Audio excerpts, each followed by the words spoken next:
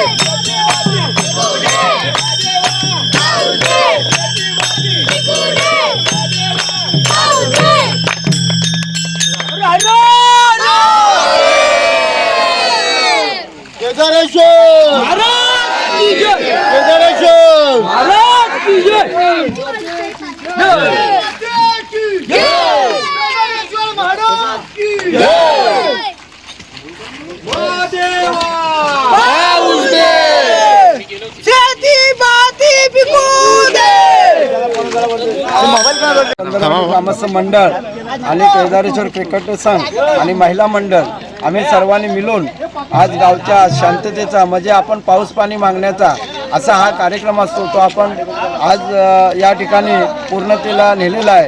तरी आमची वडिलोपार्जित ती अशी भूमिका आहे की हा पान भरायचा आणि पावसाने यायचं आहे.